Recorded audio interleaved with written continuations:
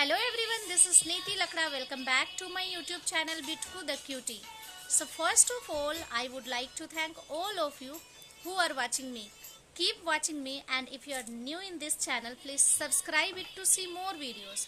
So जैसा कि आप जानते हैं कि मैं अपने वीडियोस में हमारे झारखंड राज्य की भाषा, संस्कृति, यहाँ के जो रीति रिवाज हैं, यहाँ के पर्व त्यौहार हैं, उनके बारे में आपको बताती हूँ।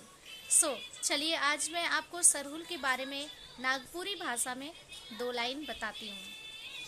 प्रकृति कर परब सरहुल हमरे कर झारखंड प्रांत में बहुते परब त्योहार मनाल जाएला, जेकर में सरहुल परब आदिवासी समाज कर एगो मूध परब है के। प्रकृति कर महापरब सरहुल चैत महीना शुक्ल पक्ष कर तृतीया तिथि के मनाल जाएला। मुदा अलग अलग गांव में अलग अलग दिन हो हर्षोल्लास से मनाएना। ई परब बसंत ऋतु कर आगमन और नवा साल कर शुरुआत कर प्रतीक है, जे कि हमरे मन आदिवासी समाज में प्रकृति परब सरहुल के नाव से जानीला, चाहे ई के सरहुल परब कर नाव से जानल जाएला। ई परब आदिवासी मनक एगो मूध और ऐतिहासिक परब है के। सरहुल परब झारखंड, उड़ीसा, बंगाल और मध्य भारत कर आदिवासी बहुल क्षेत्र में मनाल जाए वाला एगो मूध त्योहार है के, जे कि बसंत ऋतु कर आगमन में मनाल जाएला। ई परब दिन झारखंड राज्य में राजकीय अवकाश हो सरकार दने से घोषित करल जा है। ई परब दिन झारखंड राज्य में बड़े धूमधाम से आदिवासी मनक संस्कृति से जुड़ल परब है के, जे प्रकृति प्रेम कर संदेश देवेला।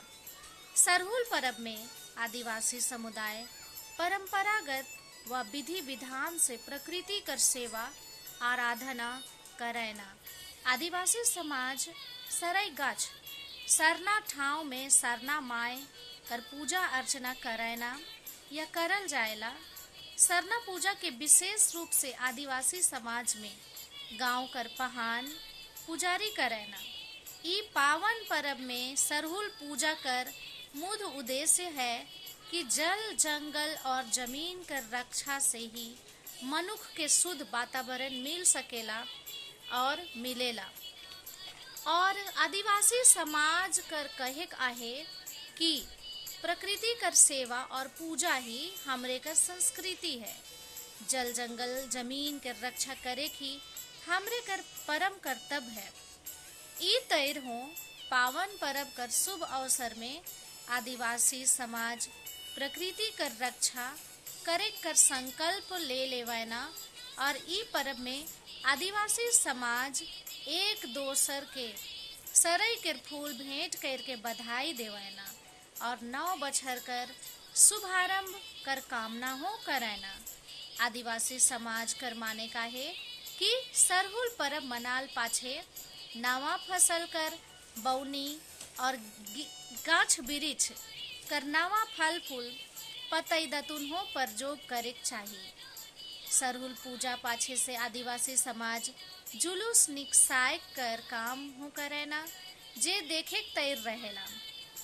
ई जुलूस में अमीर गरीब, ऊंच नीच, छोट बड़ कर भेदभाव नहीं करल जाएला, और समाज कर सब तीरी पुरुष, बूढ़ा, बुढ़िया और छुआ मन हो पारंपरिक वेशभूषा कर संगे ढोल नगेड़ा मांदर कर थाप में नाचायना गावायना, सरहुल महोत्सव कर आनंद लेवायना और आपसी प्रेम, एकता, भाईचारा कर संदेश हो देवायना।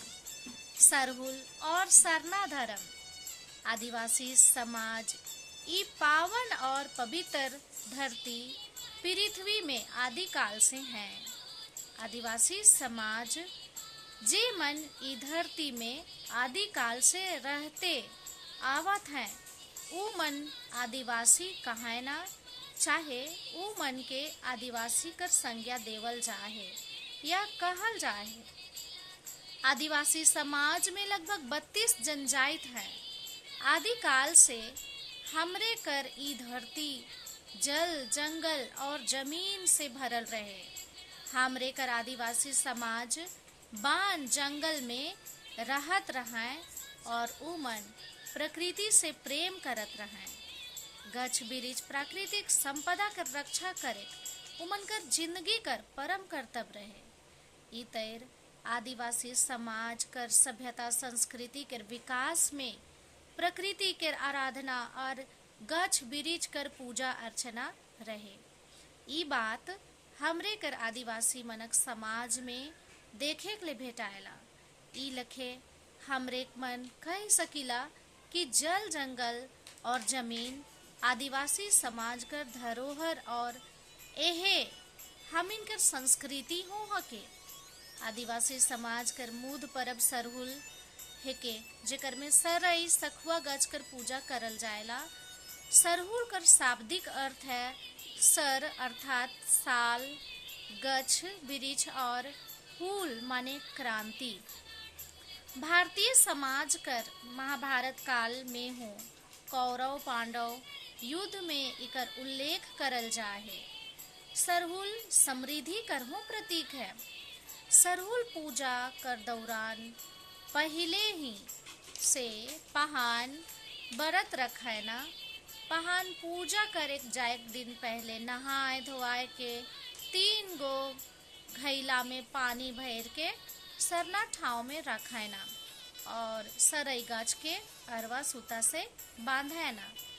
इसन अवधारणा है कि दूसर दिन से जे बेरा पहान पुजारी सरना ठाव में पूजा अर्चना ले जाए ना तो पहान पूजा करे पहर उ तीनों घैला कर पानी के देख के भविष्यवाणी करे ना कि साल भर में बारिश कैसन रही और फसल कैसन खेती बाड़ी कैसन रही से कर भविष्यवाणी हो करे ना।